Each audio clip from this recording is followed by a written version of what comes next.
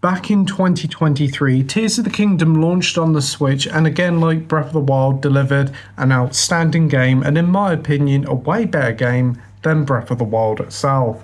It was a really technically impressive title for the aging Switch hardware, running very well and delivering some incredible mechanics.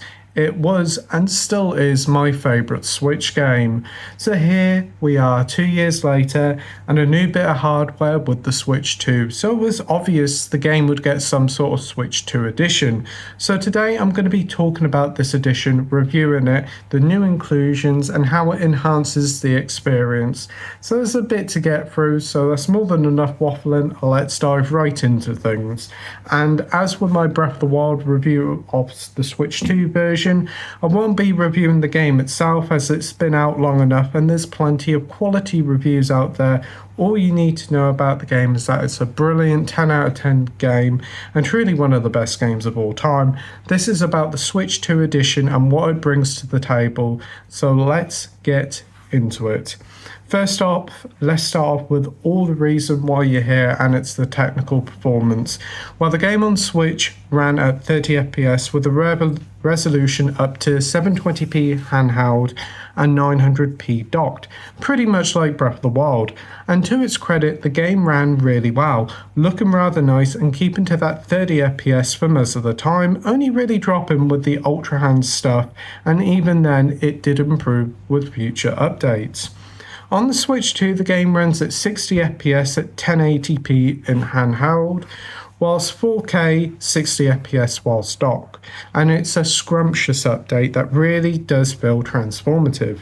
Again, the game ran very well on Switch 1, and that is even more impressive when most of the titles released late in the Switch lifespan ran horrendously. Look at Bayonetta 3 and Pokemon Scarlet and Violet. The upgrade looks very nice indeed, and it'll certainly be hard to go back to the Switch 1 performance, just how fantastically this game runs now. The game never drops from that 60 FPS and it really does look wonderful in full 1080p in handheld mode. The dock performance is also super impressive, especially when it's displayed on an OLED TV. Add in the HDR support and it's one beautiful looking title. The loading has also been improved as well, only slight, but it is still welcome nevertheless. You also get the Zelda notes stuff here that's also included with Breath of the Wild. The caveat here is that it's on the Switch Online mobile app, so you'll have to have your phone nearby. This app syncs with your game to know where you are in the world, and it tells you where the secrets and the collectibles are to help you get that elusive 100%. There's also little Zelda voice memories about certain locations. They're nice enough, they expand the world and the story a bit, but they're nothing really much to write home about.